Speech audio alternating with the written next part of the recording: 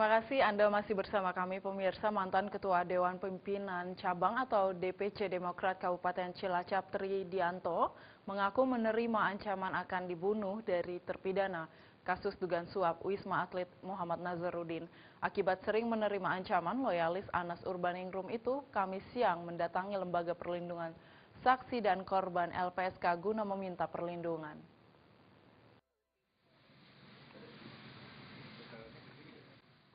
Loyalis Anas Urbaningrum Tridianto bersama kuasa hukumnya Kamis siang mendatangi Lembaga Perlindungan Saksi dan Korban. Kedatangan mantan Ketua Dewan Pimpinan Cabang atau DPC Demokrat Kabupaten Cilacap ini ke LPSK untuk meminta perlindungan karena dirinya merasa terganggu dengan ancaman yang diduga dikeluarkan terpidana kasus korupsi proyek Wisma Atlet M. Nazarudin.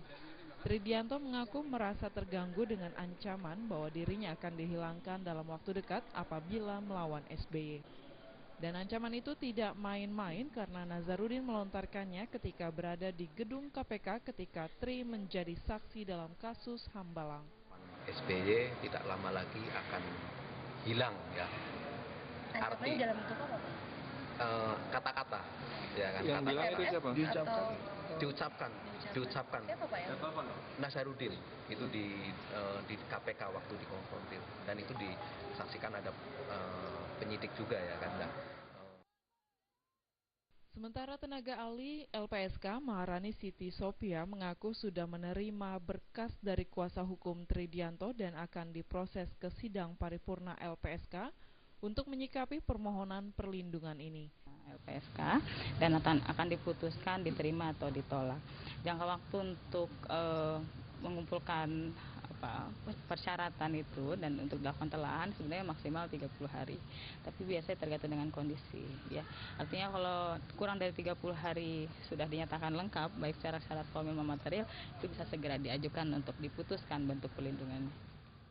Dari Jakarta, Lisa Indah dan Rizwan Alfidian melaporkan. Setelah sempat tertunda, akhirnya Kamis siang Hercules Rosario Marshall dipindahkan dari rutan narkoba Polda Metro Jaya ke Lapas Cipinang. Hercules dipindahkan bersamaan dengan berkasnya terkait kasus dugaan pemerasan dan tindak pidana pencucian uang.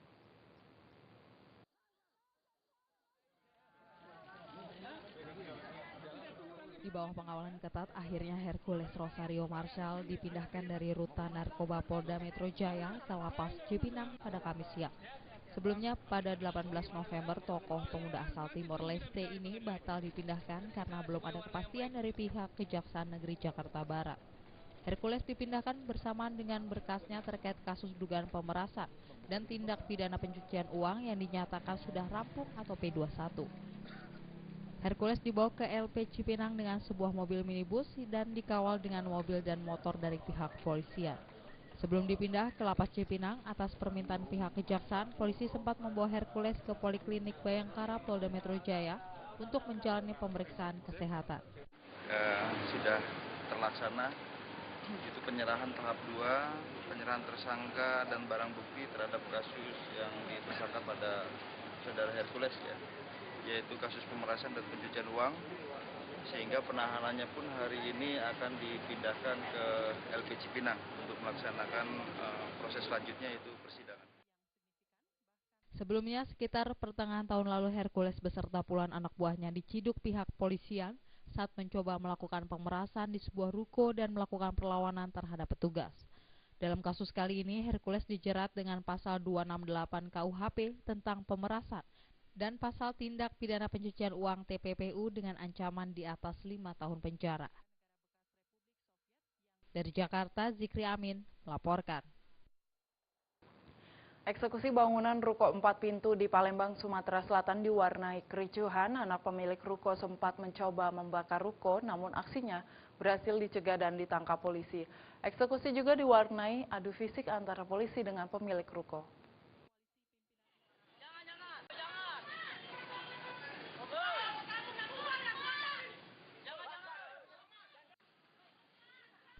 Peristiwa dramatis ini terjadi saat akan berlangsung eksekusi ruko 4 pintu milik Zulkifli yang berlokasi di Jalan Ahmad Yani, Palembang. Sebelum tim eksekusi dari Pengadilan Negeri Palembang tiba dari lantai 2 ruko, seorang pemuda anak pemilik ruko mengancam akan membakar ruko. Ia sudah menumpukan perabot rumah yang hendak menyulutkan menggunakan koran yang akan dibakarnya. Namun aksi tersebut berhasil digagalkan. Warga dan aparat kepolisian berhasil naik dan menangkapnya. Sempat terjadi aksi perlawanan dalam penangkapan itu.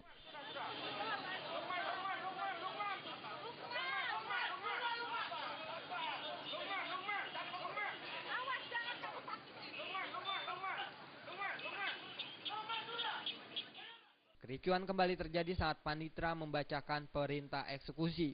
Pemilik ruko marah dan berusaha menyerang. Akibatnya terjadi adu fisik antara keluarga pemilik ruko dengan aparat.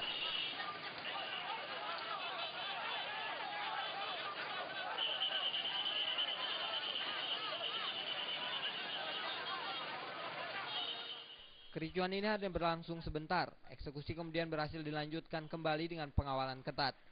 Seluruh barang dalam ruko berhasil dikosongkan. Berdasarkan fakta di persidangan, Zulkifli mengagunkan ruko miliknya kepada bank. Namun hingga jatuh tempo, ia tak bisa menebus kembali rukonya itu. Pihak bank lalu melelang aset Zulkifli dan dimenangkan oleh Effendi. Namun setelah menang lelang, pemilik lama tak bersedia mengosongkan bangunan. Hingga masalah ini kemudian dibawa ke pengadilan. Dari Palembang, Sumatera Selatan, Sefti Feriansyah melaporkan. Jam beranjak dulu pemirsa, di segmen terakhir kami masih memiliki sejumlah informasi, tetaplah bersama kami.